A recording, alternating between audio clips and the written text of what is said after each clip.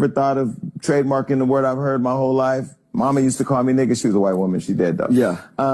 How did you trademark the word nigga, and why did you do that? Tupac. I got the word made nigga tattooed on my shoulder from shoulder to shoulder. So I'm the brain that Tupac talked about before he died.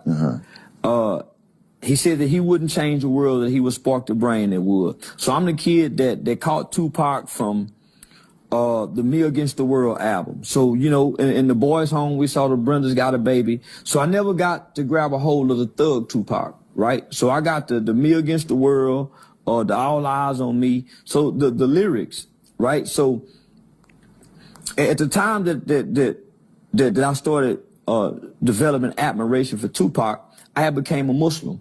So I was rebelling against my mother's Christian beliefs. What made, how did you, wait. I was in a boys' home. So you became a Muslim because you... First I joined the gang, okay, right? And the gang led me to Islam. Got it. As most niggas do. Because you were learning the discipline or... No, because that's where we was having the gang meetings at, in the chapel with the Islam niggas, right? Yeah, that's where, yeah, and you know, and we get to kind of buck the system with the food. So it was just it was an outlet.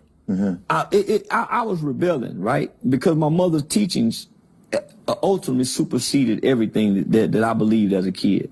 So I'm just going through a phase, man. I done went from, so you gotta think, from 5 years old to 12 years old, I'm in a hospital having leg surgery, then eye surgery. So I just got my eye put in 1989 in the 6th grade. I'm locked up for murder 2 years later. So I never was a gangster. I was still sleeping with my mama at 12 years old. So I was a little boy trying to play this, trying to be something, and made a horrible decision, cost somebody's life, and ended up in the boys' home with kids who really come from this. But I'm a little braveheart. I'm a little braveheart little nigga. So, you know, and I know how to act. You know, I done saw Uncle Wayne, so I want to fit in. I don't give a damn. Whatever we got to do to fit in, I want to fit in. So that means if we got to hurt somebody, yeah, I'll hurt somebody. Even if it feel bad, it feels better fitting in. Right? So I joined the gang. Then I'm rebelling against my mother. I became Islam. Islam teachings. But they weren't saying nigga at the temple. No, but Tupac was coming with nigga, never ignorant, getting goals accomplished. Remember, strictly for my niggas. Yeah. So just that, my niggas. So Tupac became my King Von. You know, he became my, you know, what Jay-Z is today. So he became the youth minister. He became the Farrakhan. He became the Martin Luther King, as I read about these other people. So he became that figure. So when I got out, I get made nigga tattooed. So once I started getting into social media, I started using acronyms. GAME, G-A-M-E, game applied means elevation. Because I know this is what gets the young niggas' attention. Pimp, proper instruction, motivate people, put it in my pocket. So I'm using acronyms just to talk to to get the young people's attention. So I met this old man named Weasel. Willie Charles Price. He's 77 years old, going on 78, born in 1945. He had a club that was called Texas Nigger. With the hard R? With the hard R. In the 70s, in Fort Worth, Texas, on Evans and Rosedale, he had a club that was called Texas Nigger. He and about maybe 10 or 12 more other formerly military men called themselves Texas Niggers, the hard R. And they fight police, they sold drugs, and they fed the community. So to get this history, I ended up meeting this old man, and he showed me the paperwork where he submitted to our federal government to try to start a 501c3 using N-I-G-G-E-R. And the government sent him back his money and told him that the word nigger is prohibited. And I said, hey, well, no, Pops, let me show you how to do it. You can put T-N-N. And he said, no, I'm the last nigga. So he identified himself as a nigga. And so he broke that word down to me. He said, the nigga is not African. Because there was a time when America said, oh, the world said we're not going to import and export no more slaves throughout these countries and lands or through these seas. America said, F y'all, we're going to continue, because they were becoming a superpower. So America began breeding farms and started breeding their own slaves. They didn't have to import, and that became more viable and more economical than having to import and export, because you were losing money shipping them overseas, some dying, but breeding them here, so that became way more. So there's a book that's called How to Make a Nigger Slave. So That's a book right now? you can look it up. So me being the academia kid that I am, I grew up reading Huckleberry Finn, Mark Twain, one of my favorite artists. And in the book, Mark Twain, there's a character by the name of Nigger Jim. So prior to black people ever even having a name, it was Nigger. And it was given to us. White people created that name. And that was on death certificates. That was in books, the Nigger. So that's a real name for us. We're not African. We're seeds of these niggers. Well, when I studied the nigger with the ER, they never caused a war.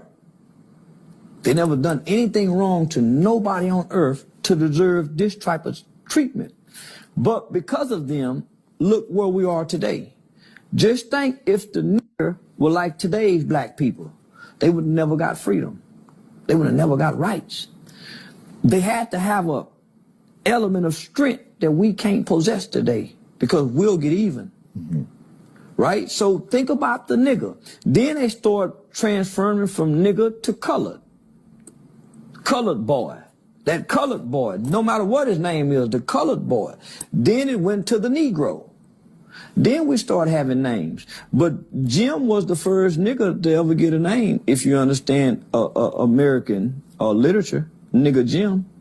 So this is interesting, because you're gonna link up with Kanye West tomorrow. Kanye, as you know, said that he felt slavery was a choice some time ago. He was literally sitting here before I launched the show, and I had a conversation about it. And you know, he was forgiven by the culture before he decided to go left. Do you think slavery was a choice? Yeah, it was.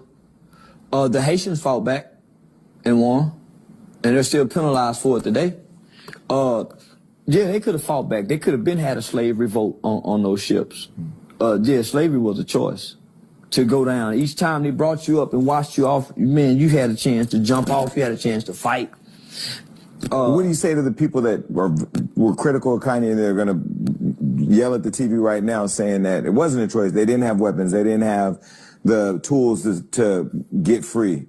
And that, I mean, we know that slaves... Well, slaves did die. Not all of them. Not all of them. But even still, right? When you get here off the ships and they start dispersing you elsewhere, it's only master, his wife, his children, and the overseer who live somewhere. But it's 50 of y'all here. It's a choice. But does the nigger believe it's a choice, or do black people believe it was not a choice? Black people.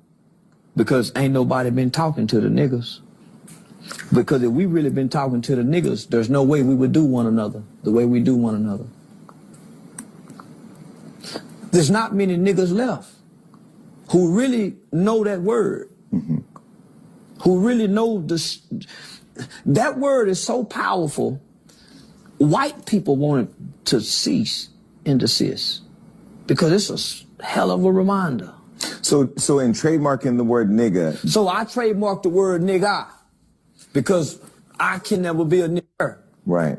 And that word is prohibited. But is it nigga like the way it's spelled on your N-I-G-G-A, but it's an acronym. Wait, but you own the trademark? Yeah. Out of everybody in the world that uses the word? Yeah, I submitted the paperwork to the government. They approved it and all that. So you can actually tell people, don't say nigga? I don't want why. Now, that word should be on in bright lights. Where? Like how that Hollywood sign is. It should be nigger up, N-I-G-G-E-R, up under Hollywood. Because these were great people. And that word should be admired. But when we say slavery is a choice, does that embolden white supremacy and white people thinking that, see, he even said it was a choice. Because being here is a choice. You didn't have to come here, but We didn't have to get on the boat, is what you're saying. We could have died. Well, we had a choice to fight too, though. We had a choice to fight too. In the movie Roots, they show us one episode, right, where they all went up, get ready to take a bath, and they decided to fight back, got a hold. We could have done that every day. They showed us the movie The Birth of a New Nation with Nat Turner. But most people don't know there was a lot of revolts other than what they just tell us about Nat Turner. Rosewood, Slocum, Texas. Black Wall Street was even rebuilt. They don't even tell Black Wall Street was rebuilt. Not to the capacity of what it was, but it was rebuilt. Will Smith's Emancipation. Come on, Did now. you watch that? I hadn't seen it, but I'm familiar. Yeah. So I'm saying we could have, but I can't say the fruits of white America's labor, but the fruits that come with being submissive, following the rules, it seems to be much greater than having our ultimate freedom. Because now, in my mind, you can't make me believe that this group of niggas won't be digital slaves. So do you think the people who have a problem with people who say slavery is a choice is because they've been conditioned to believe that being submissive during that time, is what you're calling it, was the only way to survive? Yeah. Well, the word nigger, N-I-G-G-E-R, wasn't, every black person wasn't called nigger. You was a boy, gal. You wasn't a nigger until you disobeyed. So why wouldn't you want to be a nigger? You wasn't a nigger until they got mad. Come here, nigga. What you doing over here? Other than that, you was boy. What you looking at, boy? So there was different classes and different statuses. So in my mind, the nigga supersede everybody. The nigga got whipped, the boy didn't. The nigga got sold, the boy didn't. So for those that says, well, slavery wasn't a choice. Well, it's people looking at the glass half empty or half full. Yeah, I mean, I'll say, you know, I don't get into the whether it was a choice or not because I wasn't there. I mean, I look at slavery and I've read the history books. We didn't write the history books. That's a whole other conversation we can go on. I get it, right? You know, I think that people's digestion of the sentiment that slavery is not a choice is to somewhat side with the fact that we've welcomed or participated in oppression. That's even, you can even break that down and say we did. We did. Well, let me just say this. Harriet Tubman says it, that she could have saved a whole lot more. Only if. That statement right there alone said that we had a choice. And is she Harriet Tubman, is she heralded a hero because she took the courage to not remain a slave? Not just that. She went back. She kept going back when she didn't have to. How many of us would get free and go back? Well, we're free now. We don't go back.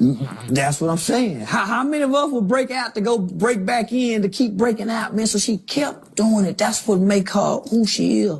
So you owning the word nigga, and now nigga nation is on your chain. Yeah, never what is ignorant nigga getting nation? goals. Never ignorant getting goals accomplished. All the po niggas that everybody does. The po nigga, the nigga to me is like the dog that won't nobody pet.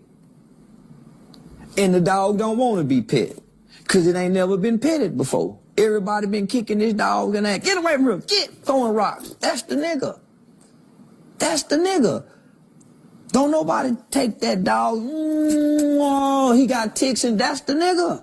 And that's our babies. If he ain't cleaned up, so even though we don't like the word nigga, what's more prolific in our culture, in our community than a real nigga? But who doesn't like the word nigga besides Oprah? Our mama's name, our grandmother's name, the well-educated blacks who go to college and speak with good vernacular and the perfect articulation. So it's an offensive word. It seems to be a dumb person's word. But I see it as a group of people who don't have an identity, not as a race of people, but as a nation of people who who were born in a country with limited rights and don't have the equal laws and protection under our constitutional law. And I understand that in the beginning, that's what the civil rights movement was initially about. Equal rights and equal protection under the law, not more so segregation and integration. So, yeah, we've been integrated, but we still don't have equal rights and equal protections under the law. So I embrace the word nigger because I don't believe blacks will ever get rights. I think blacks are comfortable with the rights that they have established in America at this point. And I think that the niggers can re-identify themselves and get to the United Nations and get human rights as a nation. What do you think about Oprah Winfrey, who believes black people shouldn't use the word nigger because it's the last thing a slave heard? Well, it's a name that was given. It's a name that we answer to. I don't think Oprah really can have a voice when she's went to Africa to build schools, when our young black girls need schools over here, etiquette schools. When you look at our culture, we can use a few schools over here, Oprah, like you built over there for those young ladies in Africa. So I don't think she have much to say to us, not to the niggas. She can talk to black people because black people watched her.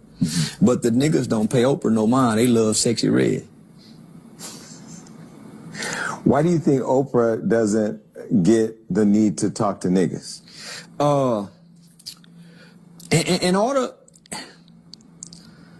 In order to speak to something that you want to correct, you first have to have a connection to what you're trying to correct. And she don't have a connection. But Oprah's a nigga, though. No, she's a Negro. Dr. King then was Negroes. To find a nigga, you go out to go find somebody that was born in the 1920s, the 1930s, and the 40s. Who know what that word really means. We're offended by a word and we really don't know what it means and who those people are and were because they weren't black. You go ask them about blacks, they don't know nothing about black. So the Negro is the children of the nigger. The Negro looked down on the nigger because the nigger couldn't really read or write. The Negro went and got the education. The nigger didn't. The nigger had the trade. The Negro got the trade in the education, but taught his children to look down on the trade, to go get the education. But isn't the argument, though, to white people and others that nigger and nigger or the Negro, it is all an assimilation of the same thing to them? No. White people in the world respect the nigger way more than they honor the black people. That's why we getting treated the way we getting treated. And they got what they got. They got rights, remember? We got the rights that they got. What have we got being black? The rights that we voting with today is the nigger rights and the Negro rights. The blacks hadn't got nothing but entertainment. So no, they don't look at us the same. They look down on us. So when people talk about reparations and wanting the need for reparations, is that just an apathy to not want to go and be a self-made boss or be free in building their own free enterprise? No. If we're being honest, man, we're owed it. But to give it, you don't give it to this entitled group. But because if you ask me, this entitled group got their reparations in free public education. You think so? Yeah. But free education doesn't teach black history, though. Education don't start in school. It starts at home. True. If you want black history, it should be at home. It shouldn't be in the public school system. But one would argue that the communities that we come from are broken, our homes are broken because dad's not there, jobs are scarce, the community's poor. How your mother and father created you has nothing to do with the white man. Your mom and daddy meeting in the club, getting drunk, fucking and having you ain't got nothing to do with it. That's how I was born, Charleston. That's not how everybody was born. Well, most guys that I know, and I'm just looking at the guys, most guys that I know, outside of myself, got at least 3 or more babies by 2 or more different women. So I know guys that got 7 by 5. I know guys got 13 by 7. My friend Fredo has 5 by 5. So that ain't got nothing to do with the white man, how I protect my seeds, right? So I know women who got, the average black woman that I know got at least 2 or more babies by 2 or more different men. Mm-hmm.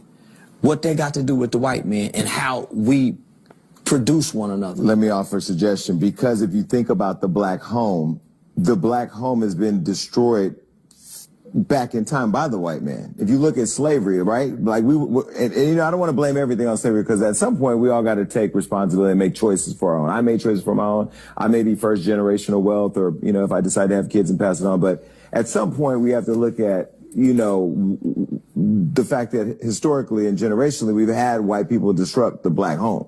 All the way back from Africa when they took us from our families. Now it was some black folks over there selling us in slavery, but we can get into that another day. But don't they play a part if you go that far back? Maybe not 1977 when we were born. Well, this is why I argue against that.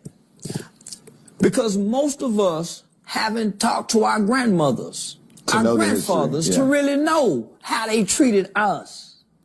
Right? Because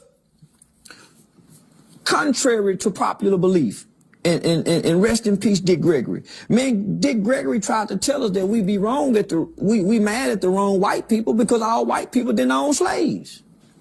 Most white people didn't have a clue about the horrificness of slavery until people like Mark Twain and authors started writing about it in pop culture, right? So most white people couldn't even afford to own a slave.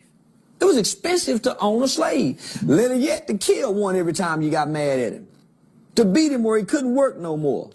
Right? So I argue against that, because we're not talking to our elders to really get the true history of what really went on. We're getting out these books on television and movies. So I'm saying, okay, what happens when I meet a girl, she get pregnant, and she catch me sleeping with her friend? She take me back in, she catch me sleeping with another woman. She had a baby, me and her break up, she go off to get a good job, I play hustler, and we never can get back. What white man plays a part in that? Mm-hmm. What about the guy who keep beating up the girl and she gotta leave him with the kid? What white man is playing a part in that? Mm-hmm. So when it's time to enroll the kid in the school, and the daddy know this is the first day of school, and they showing up to enroll, who's playing a part in daddy not being the kind of man he needs to be accountability-wise? Right. We can't blame that on slavery. I think it's hard to paint I mean, you know, our culture, you can't really paint it with a broad brush, because a lot of daddies not showing up. Those that are in prison, we know, we just talked about earlier, end up in situations Well, this is what control. I'm speaking from. I'm speaking from a guy who got a bunch of guys who got a bunch of babies. Right. Now, because they had them so early, they was irresponsible dads with these 2, 3, or 4. But these last 3, they great dads for. So when I go to the prison visitation room and I see who's visiting all the killers and the gangsters in prison, it's their mothers. Mm-hmm. It's not the fathers. Every now and then you see father and mother, or granddad and grandmama, but it's the mothers. It's not the uncles, it's not the brothers, it's not the homeboy. So I'm saying, how can we blame all of this on white people? Mm-hmm. Maybe. Let me be very clear. I know you don't. Yeah. I know you don't. So I'm saying, but there's an element of our culture that does. I agree. How can we blame this on slavery when... Or waiting for Jesus to come and fix it all. And then we have to forget, man, there was a time when being a gangster was like being a preacher. Being a gangster was like being Obama. Come on now. Where I grew up. Come on. So, not just when it spread throughout America. Yeah. So we're just now trying to undo that. Well, I also think like today's Negro, nigga, is black male, African American, whatever. So we don't evolve through a whole bunch of things. I think today's social media black person is trying to rationalize a world we live in today that we've always lived in. So like now when you see a lot of cancel culture stuff happening for different things, which we'll get into, I know you're one of your opinion things. This is what I'm seeing with today's black people. This is what I'm seeing with today's black people. They're losing the spirit of truth because we have so much information now, right? We live in an information age and we have access to information that was hidden forever, right? But we don't know how to decipher factual, credited, what's true. So it's all mixed in. Or it was just somebody's opinion. There you go. And so because we all have access to this, but we all don't have the knowledge to decipher the facts, truth, or whatever. So now we're more separated because our ideologies, the Hoteps, the Hebrews, so now we got all this new information, and now we don't have the spirit no more. But how does okay, we're going to go before I go there, because I want to go right there. You said, because I'm black and white, so you've called me a mulatto. We've had Lotto here on the show. She doesn't want to be called My son's a mulatto. Okay. So I'm black and Italian. You said, I'm going to read your quote. Basically, you said black people and white people are too angry. A mulatto exactly what was a gift from God to bring us all together. That's exactly what I said. I said that we're going to bring peace in the world. Peace in the world. Yeah, I said that God is going to use the mulatto, the mulattian, to usher peace into the world. How did that happen? Because I had biracial children. I wouldn't let my son play with all black kids. But because I see black kids, man, it's you can't be loving. You can't be a loving kid amongst black kids. I would tell my homie, why you gotta teach your son to fight? Homie, let the world teach him when it's time to fight. Why are you teaching him as a baby to fight? But that's the culture. Nigga, I'm teaching my son love. Come here, baby. But you'll say, oh, boy, you raised him to be gay. With love? So, man, I raised my boy with love. I wasn't, man, fuck all that teaching him to fight, punching on him. No, man, I gave him love. So, but I saw this won't protect him when he go outside and play with these nigga baby, these ghetto nigga baby. So, I started watching what he would gravitate to. What environments he would have to fight in, what environments he get peace in. So this is my qualitative observation. And I don't remember too many mulattians growing up. It wasn't a lot of mixed kids growing up, homie. So that's why yellow niggas was so fascinating in the 80s. It wasn't a bunch of mixed niggas in the, you know what I'm saying? So, so when I got locked up, you never saw too many angry yellow niggas. I saw Shamar Moore playing. I mean, well, let me just say this: the guy who put me down with this was a mixed dude, but they the real tough, super tough, because they had to fit in to be real tough because the yellow nigga, or they manable, mild, and can be perceived as being weak because they get along. So if the yellow nigga ain't playing a hard, tough role and he can fight, he'll be perceived to be weak. So when I had a mixed breed son, I saw what mixed people gravitate to. When they come over here with the black, they really don't really fit in. They hair too pretty, their skin too, so when they come over here with the other side, you ain't white, there's no medium for them. But that's the colorism black people would say was created by white supremacy. Well, is that blaming on the white folks? Well, no, I'm not blaming it. So my mother always told me all things work for the good of those that love God. So whatever God created, whatever reason man created that for, is gonna be used for good. I agree with that. So when I look at mixed people, man, they fit in everywhere. They can go in any. But is somebody a part of the mixed community? We ain't here to bring peace from God. It ain't on y'all to do that. I'm just saying, watching y'all. I ain't never seen a group of mixed people violent, angry, and disturbing. It may be an individual, but I've never seen a group of y'all. Nowhere. I ain't never seen a group of yellow niggas causing trouble, fucking up, nowhere. So that's all I'm saying. So my son is 20. I've been strategically paying attention to mixed people, and that's whether on the job. It's just because y'all can't fit into the hate. So for the most part, in your family, you bridge the family together. So my Mexican side, they didn't like the fact that she had that, but because the baby was what it was, they learned to love the baby. They learned so it bridged something. So if nothing else, barriers are broken with mixed breed people. Well, mixed breed people go through go through hell right. too, because y'all go more than any. Because you don't really belong in any one. Get right here up. You just like the nigga. Get on, boy. Yeah, you're trying to be that bridge. Okay.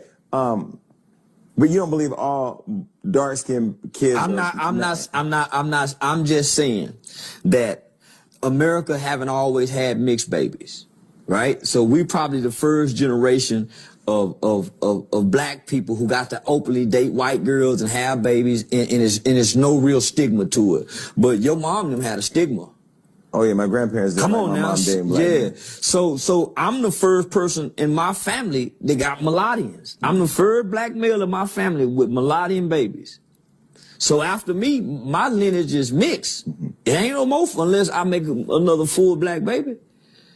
But I'm just saying, when I look at nationalities, whether those are Arabs, Russians, North Koreans, there's a lot of hate in the world.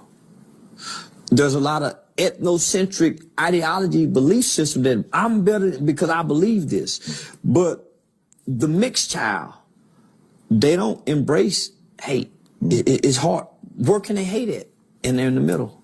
I mean, Drake hates Kendrick. I don't think there's no hate.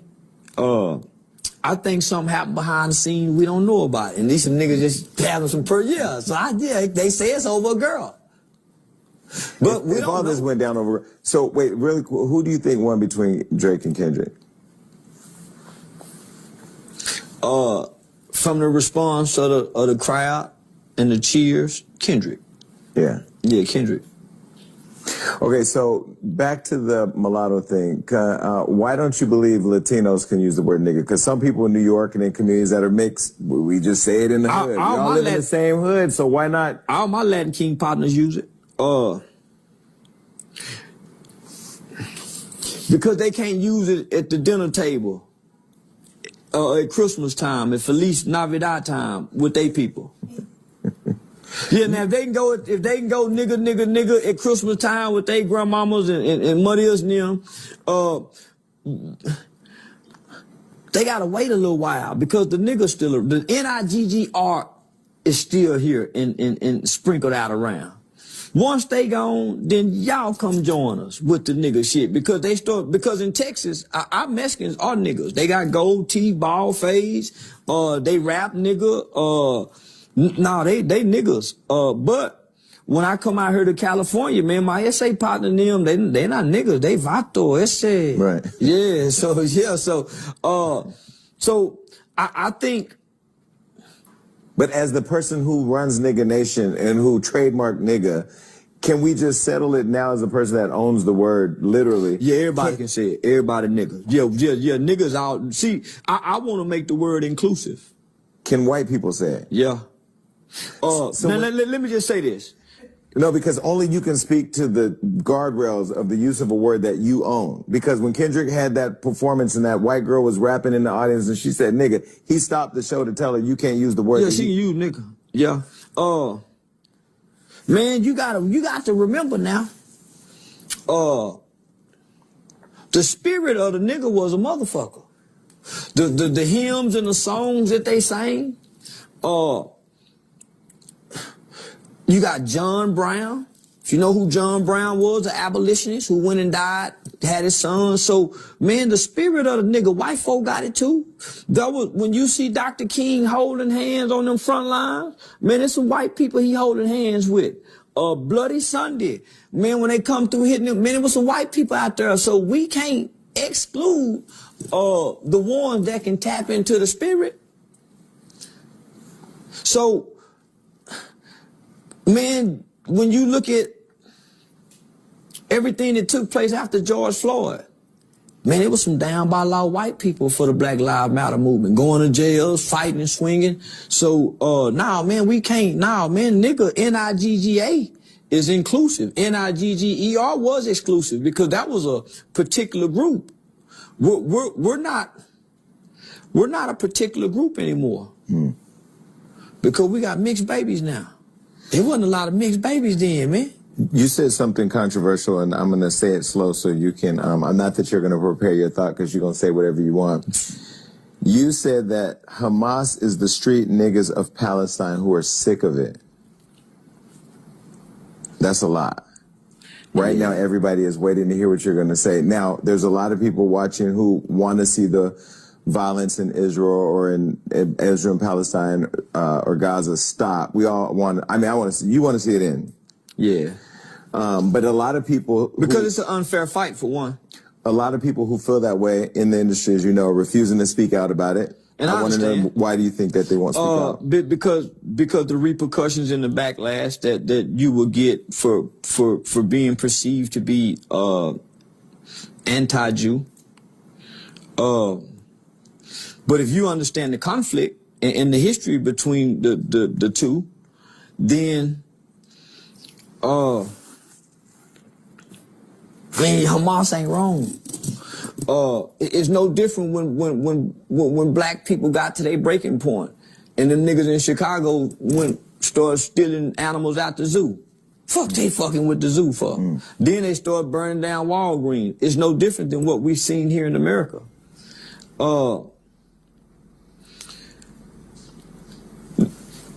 They believe their land have been taken.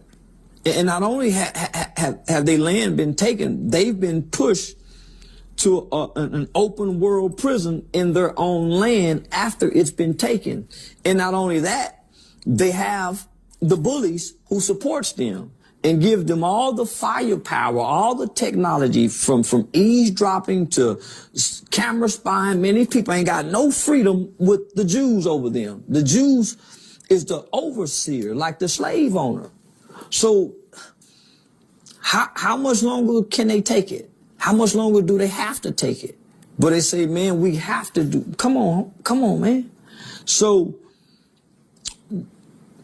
two wrongs don't make a right, but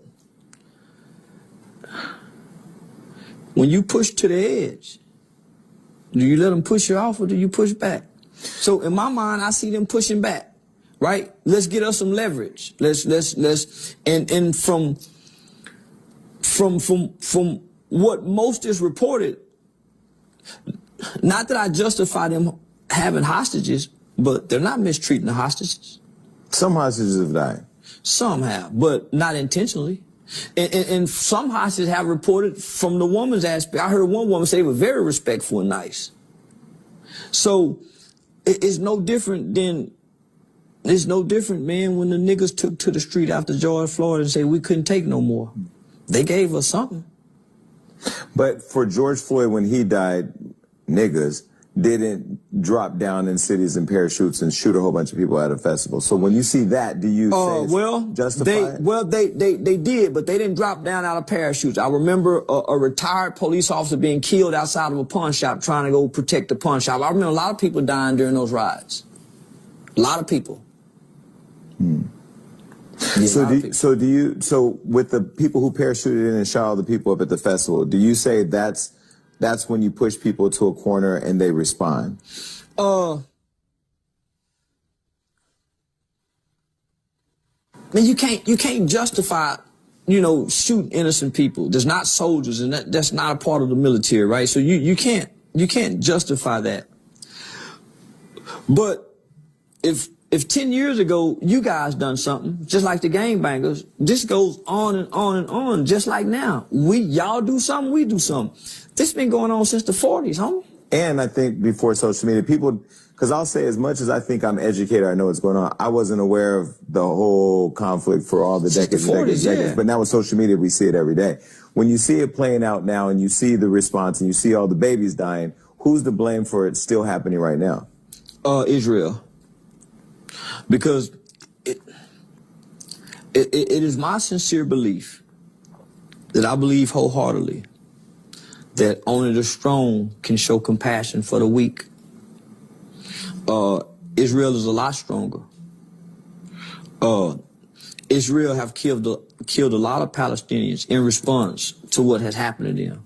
How many more have to die? How many more innocent people have to be put in jeopardy for you just to go get a handful of people? When the world is begging and asking, even Hamas is saying, okay, we'll agree to this, but Israel is saying, no, we don't like that. So why not have compassion for those weak people who is at the brink of destruction, because if they have to move and go somewhere else, it's going to be a famine that we hadn't seen since the 40s. Mm-hmm. So they're going back to the 40s. So, and the world is urging both parties, come on, man, y'all just hold up. Let's cease fire. Let's see. And Israel is saying no, that we need to do this and mash them. Come on, man. And everybody's mad at Joe Biden. Should he be doing something more than he's doing now? Joe Biden should stop sending military aid to Israel, since they won't agree with the ceasefire. Mm-hmm. So everybody should be mad, because here we are with so much, from the opioid crisis to fentanyl to gun violence to teenage pregnancy to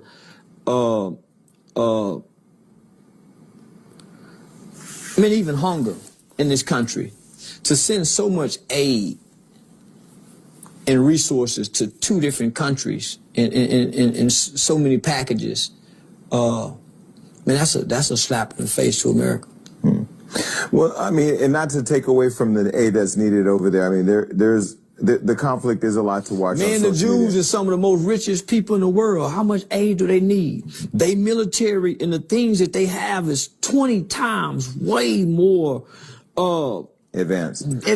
But what I was going to say was, it's not that they don't deserve it, because I think our place in being a humanitarian to the world is important. But Congo, like, there's a whole slaughter, there's a whole world of people in Congo being killed that look like us that aren't being talked about on the news, and we're not sending aid that I know of. Chicago. Yeah. Chicago just had a horrible weekend. Philadelphia is having warlike murders, men amongst the kids. So your thought is take care of home first. With all our resources. Memphis just had a big shootout 2 weeks ago where people, man, we got that shit here up amongst the niggas, but it's the niggas though. It ain't the blacks it's the ignorant niggas. The gangster niggas' kids, the poor nigga babies, the woman, yeah. So it's easy to send aid over there and ignore aid that you can give here locally. So do you think that's the frustration that younger people or people now in America have with Joe Biden, because they see him sending the aid there but don't see the change happen in their community? In what they've sent to Ukraine, they could wipe out all of our student loans with no problem. With all the aid they just sent to Ukraine alone. Mm-hmm. But you got people here still suffering. Man, you got people here who get denied food stamps because they $10 over what the requirement says. So there's no aid here for America. So how can all this aid be given and we have just as many people dying here, if not from gun violence, from fentanyl overdoses? Just as many. So, but you commented on black murder, which I don't believe black on black crime is a thing. Do you believe it's a thing? Yeah. Why do you believe black on black? Because some would say it's all based on proximity. Show me where the Jews killing each other. Show me where the Asians going to jail for murder, and they got Asian gangs. Mm-hmm. Show me where there's a big population of Asians in California. There are Asian Crips, Asian Bloods, Asian gang. Show me where a big population of Asians in jail. You can't. Show me a big population of white people killing white people. You can't.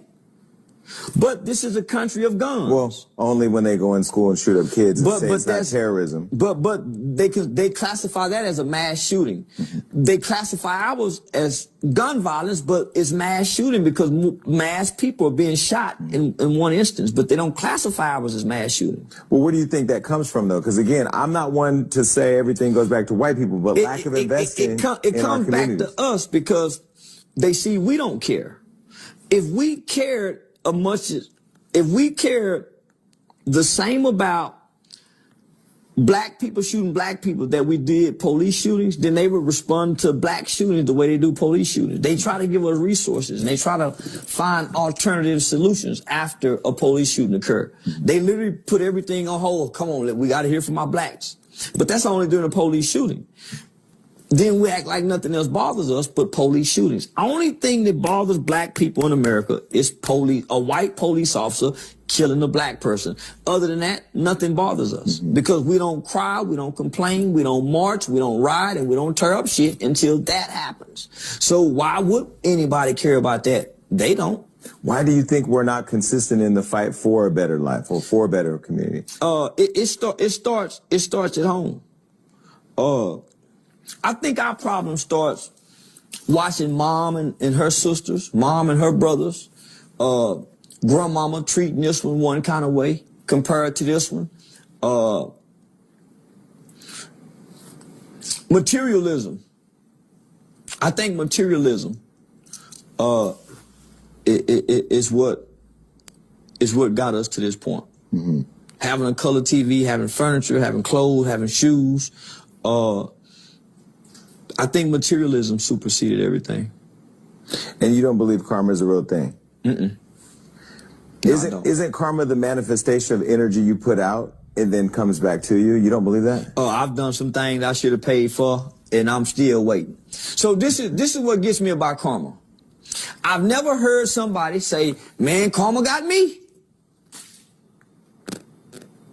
I've never heard nobody say, yeah, I got my karma. But karma hits you in a different way, don't it? I mean, couldn't karma hit you? I've never heard nobody say karma have gotten them. Right. Including myself. Mm. I always hear people say what karma is going to do when you do bad. I've never heard nobody in my 47 years, I'll be 47 tomorrow, I've never heard nobody say, hey, you're going to get good karma for what you do good. It's always if you do something bad. So people only remind you about karma when you do bad. They never say, man, you're going to win the lottery for that's going to be your karma. So I never heard nobody say that. So it's my belief karma got to be bullshit. Because if karma is real, who's going to pay karma for slavery? Mm-hmm. Interesting.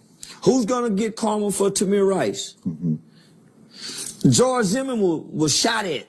Not one bullet hit him. When do karma get him? And he has a lawsuit against Trayvon Martin's parents. He sold the Skittles. He sold a gun. Man, when? Where's karma? What about America? What America's done to other countries in the form of war? What America done to Japan? When is karma? When? Right. But doesn't that require all of us as a nation or all of us as a people to want to see the good karma or to see the reparations, for the lack of better words? Because I want to see a better world, which is why I'm running for office, why I'm choosing to use my platform to do it. But don't we all have to collectively do that? Sure we do, Jason. I watched you go climb a fence. Facts. How many people? And keep my Air Force Come Ones on, white I was just about to say, how many people come from your position? You got to climb down from your high horse to do that. Yeah. How many people go climb down from their high horse to do that? Right. How many people is going to get out of prison and then go back to prison and try to help somebody get out of prison? How many people is going to make it out the ghetto, come back to the ghetto to try to teach other people how to make it out and might get robbed? So you have to take that risk, right? You have to you became that change. Collectively, I don't think we're going to do that. Right. Well, I mean, for me, I had already achieved all the things I thought I want. I mean, I did want them and I still want them and I want more of it, but none of it made me happy. You know, I think what makes me happy is being able to go back and live in my community again and see my community change. But I don't know how to break through how to pierce through this. This need for validation by whiteness or brands to do it. My mother made it out the ghetto, so I didn't have no business in my mind going back trying to help in the ghetto. Yeah, I was born in Stop Six. Yeah, I kind of grew up there, but I wasn't raised in the ghetto. I wasn't raised in the hood.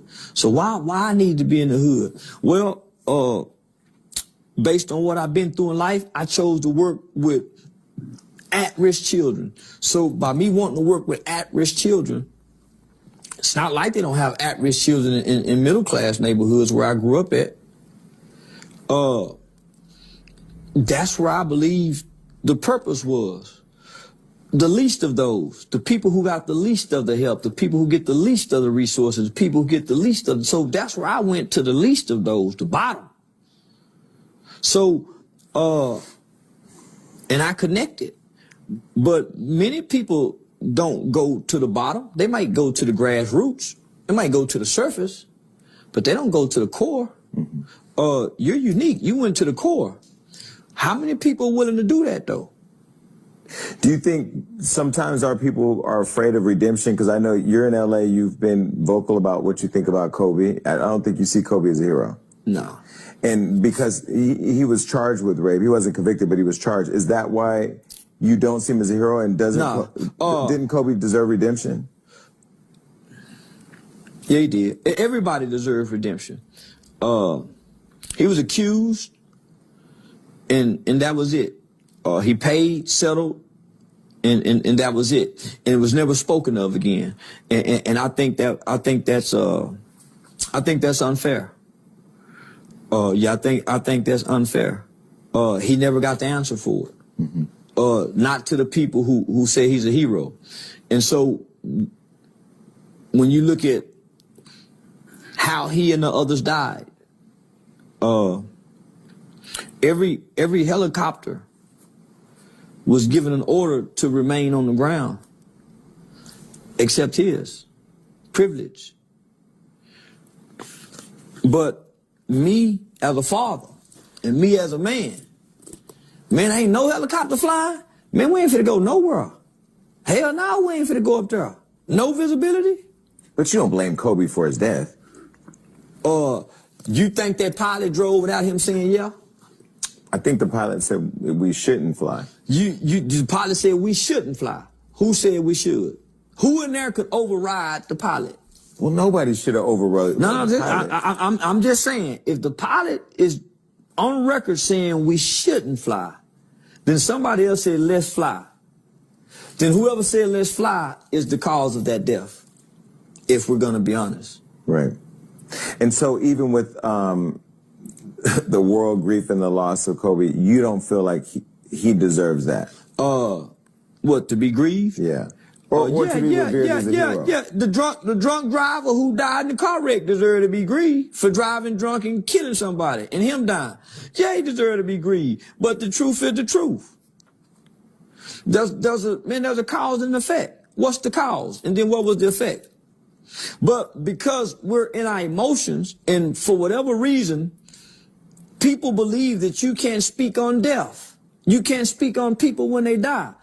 Man, I come from a culture that if this was a hoe in the casket, we don't act like she was a saint while we preach her funeral. This was a hoe.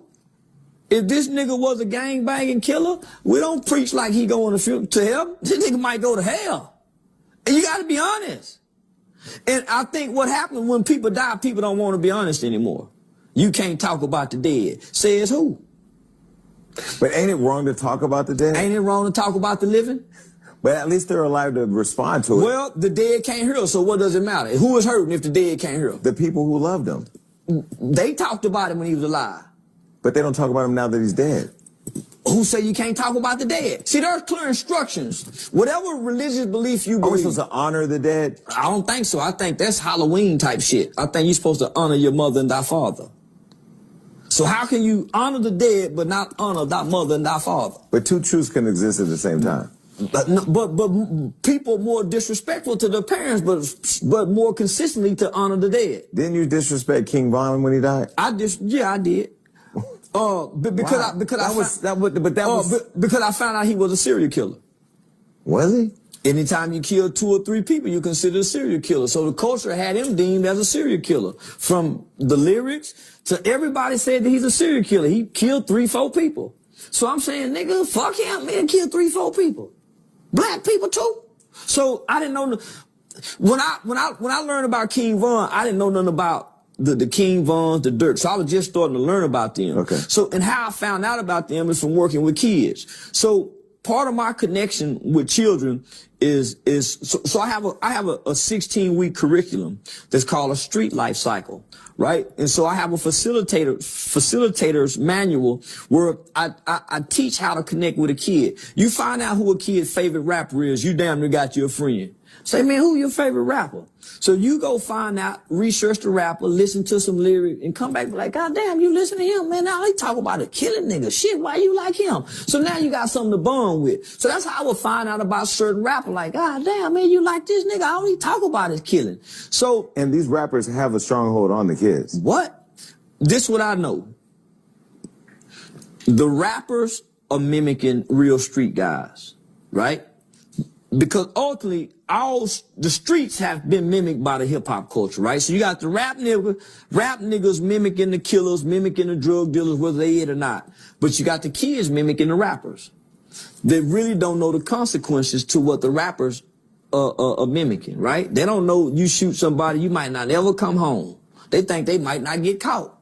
So I attack not the individual, but the rapper, because to me, the rapper is a persona. He's not a person.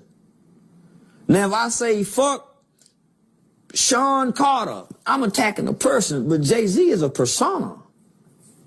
So when you're saying fuck King Von in his I'm saying fuck that killer persona that's being propagated and projected to us as a culture. Because to this day, I still don't know his real name.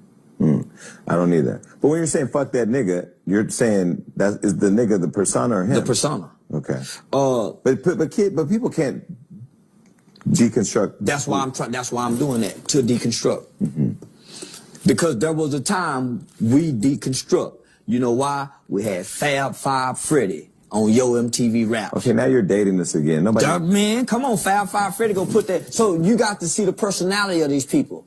Yeah. You got Big Tigger, Rap City in the Basement. I invite a lot of the rappers here. Only NLE Choppa and DDG put up. I think the rappers are scared to sit down and have a real conversation. Because they don't want to come from behind the persona. Well, they don't want to own shit. No, let me just say this, homie.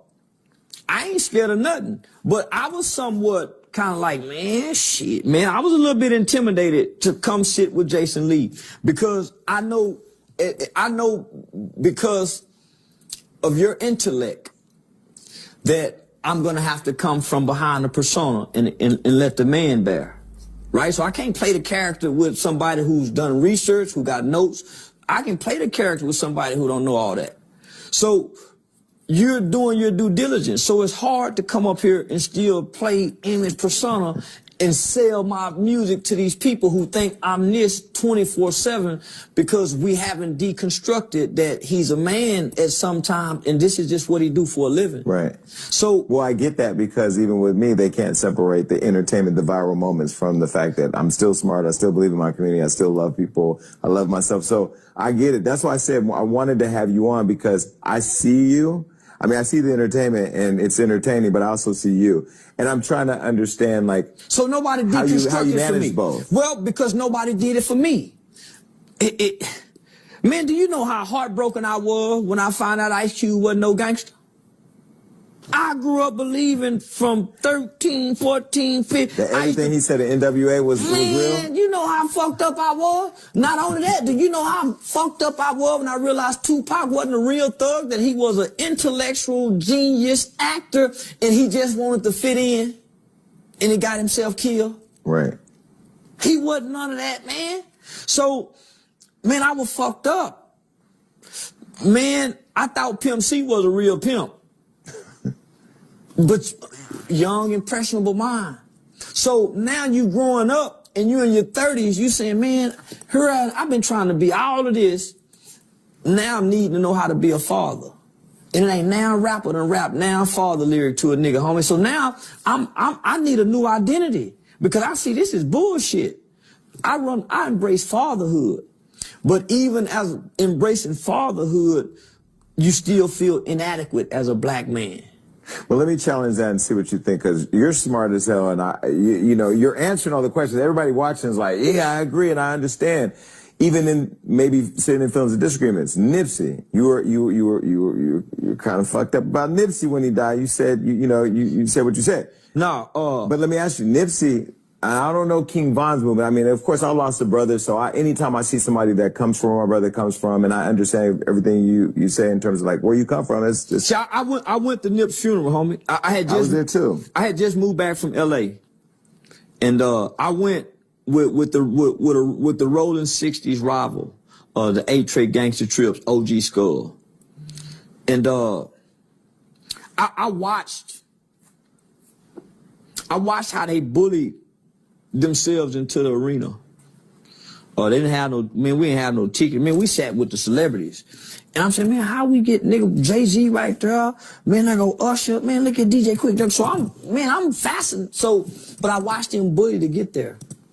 Man, I watched Cappuccino, man, get up out the car, say, and the valet people saying, y'all can't, but he got on an all raw blue suit, he hit the hood. Man, park the car right there. That was my first time seeing a Rolls Royce truck. But I watched them bully. But I went to the funeral because I wanted to know who Nipsey Hussle was. I knew of him, but I didn't know him. Mm-hmm. I had never heard one of his songs that I could recite. And I was trying to figure out, how is it that a Rolling 60 Crip in L.A. can have such an impact way down here in Texas on the, man, that motherfucker so... because they love him there too. Man, all over. Hell yeah, they had, yeah. So I'm saying to myself, well, we got Nipsey Hussles here in the city that does this, that does, why don't they celebrate? So when I got invited to the funeral, I came. And so I came, it was like a journey. The actual experience? Or yeah, the actual experience was like a journey. What was the journey for you? Coming from, flying from Texas, the day of the funeral, the night before, getting here, meeting up with OG Skull. We met up at King Baba Louie's house, and these are the founders of, you know, the Crips and Pyru sets. And so just to get to the Staples Center and see what I saw, and then to be among celebrities. So this long before I become popular online.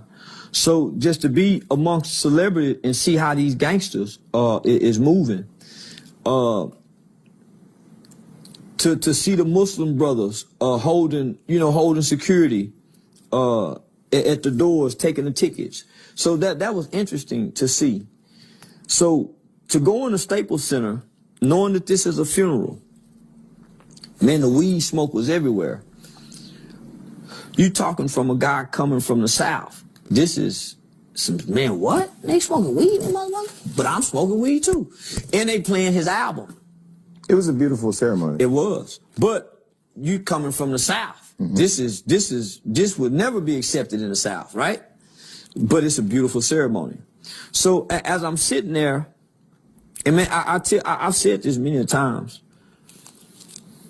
the deconstruction of Nipsey Hussle and Irmis did not hit me until Lauren London's son got up and talked. Mm-hmm. I think he was 7 at the time. Mm-hmm. He said, last night, Irmis came to me in a dream. When he said that, man, it's like a revelation hit me. He said, Irmis. What? I was smoking a blunt. He said, what's up, killer? And he was in heaven. I put the blunt out and started listening to that kid. Captivated by every word in his tone. He didn't stutter, he didn't murmur. He gave a detailed account about him and Irmis. So when I began to listen throughout the rest of that funeral, after Black Sam spoke, I never heard Nip. Mm-hmm. And then it hit me. I said, we're here for Nip. That's why ain't none of us crying. They buried Irmis. That's why they not smiling. I was able to deconstruct him. Mm. Nip was killed by the set. How can you honor that? How can his family rest Nip? Man, they laying down Irmis. Because once you start meeting people from the country that he's from, his name Irmis means something, have a meaning. Mm-hmm. So, man, fuck that, man. I'm embracing what means something. Because that's who I walked away with. Mm. Well, were you able to... The spirit of that man. There was a lot. I mean... Yeah, and I'm saying that because most people got his lyrics. But to be there and to see his... People were looking at the celebrity who died, not necessarily being able to feel that feeling we all felt being there, and seeing the family more than the person, the human being. So I see Nipsey, I see a gangbanger, Rolling 60, rapper, Crip. I'm gonna turn all these bitches into lesbians. But when I look at Earmus, I see the inner workings of a great man who was fighting to evolve and grow past what Nip got killed at. But were you not able to see that with King Von because you didn't have the proximity to it, or because they didn't show that? Because nobody came out and told no other side about King Von other than him being a killer to this day. Got it. I got to hear another side.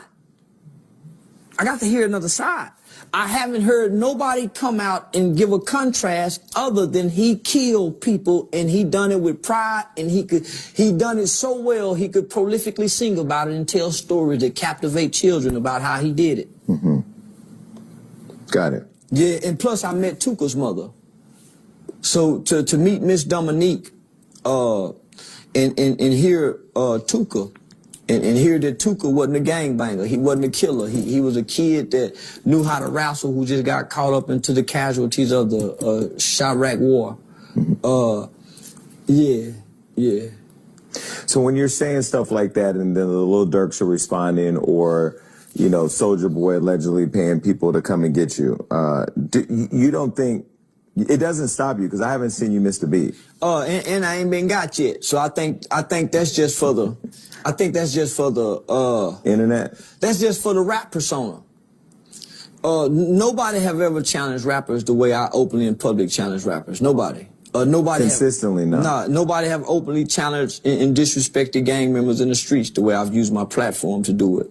And you do it intentionally. Intentionally. And that, is that Charleston White, or is that the character? That's Charleston White. That's Charleston White therapy. So I don't hate you niggas.